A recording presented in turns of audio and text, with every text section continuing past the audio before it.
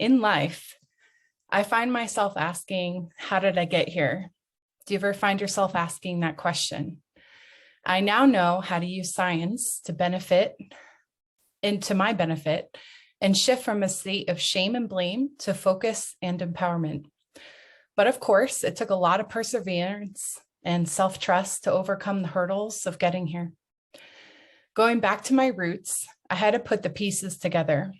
And these pieces of wanting so badly to make my parents happy, and I made them happy 99% of the time, give or take a few naughty jokes here and there.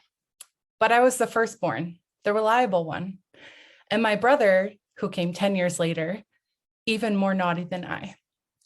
We both were given equal opportunity. From a middle-class home, taught the value of hard work, but we suffered greatly within the four walls of our home. See, depression from my father started at a very young age, and mother had a gaping hole in her heart from her father's swift exit at the age of 14.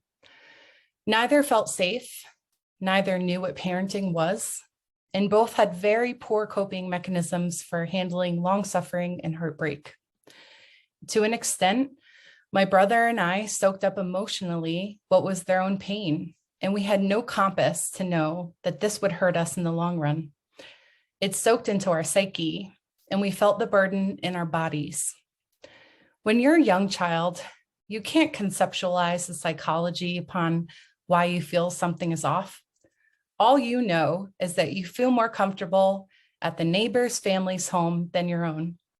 And this was true for my brother and me. Our neighbors basically raised us in values by meeting their extended family and eventually being considered one of their very own daughters and sons. I thank God for our neighbors. I don't know who we would be without them, and they provided emotional stability and loved us simply when we needed it the most. When you recognize the incredible lack you experience as a child, aka neglect, you'll do anything to make sure other children you come across never feel that way. You actually become the safe haven for them because you remember the pain it was to never feel it yourself. And I've gone even a step further. When I see a child questioning their current experience, I ask them, how can you make a choice right now that will make you feel some power? Not in a condescending way, but in and of yourself. What decision will make you feel the best?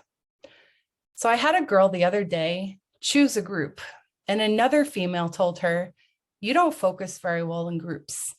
It might be better to be in a different group than ours. This girl was using her voice to speak her truth, but Liz was offended. She was lash. See, to which I stepped into my leadership role and said, Liz, this will happen in life. People are allowed to say no to us, and we can accept their no without taking it too personally. There are other groups to work with, and this does not mean you're a bad person. And then I repeated that 5 more times in the next minute or so as we spoke. This does not mean you are a bad person. There's nothing wrong with you.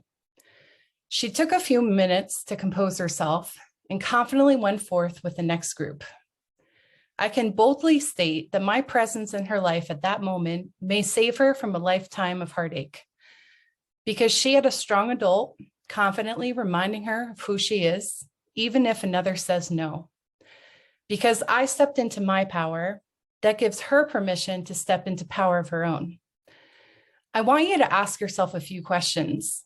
When have you been in a situation where you should have said something, but you didn't? You did not use your power within to speak up in an important moment. Are there times in your current reality where you hide and shy away from being seen because it's more comfortable? This could be on social media or even withdrawing from social events. There's nothing wrong with being an introvert, but give yourself credit to be a person of purpose. This is, after all, Your Words Have Power Summit. Many of us have moments of not being accepted, and we made it mean that we just were bad people, not good enough. I can't tell you how often I see this pattern play out in grown adults. There's a looming irritation that follows childhood experiences such as these. It's this voice, this unfriendly one inside, telling you, you should have done this instead of that. See, I told you this wouldn't work. Now you have to fix it. Why do you always forget to do this? We pound ourselves with regret and shame and blame ourselves for not doing a better job with our health, with our finances, with the partners we choose to be with our own businesses and everyday decisions. I call this the shame-blame game. These habits are picked up from our experiences, and I watch my parents critique and ridicule themselves on the daily. Poor body image, poor view of opportunity, and saying, those people get that, but we are not those type of people. These beliefs are subconscious programming picked up, and we all have them in some shape or form. A subset of fear, doubt, or uncertainty within ourselves that hold us back from being our true selves, the bright lights that we were born to be, to walk on this planet and give back to humanity.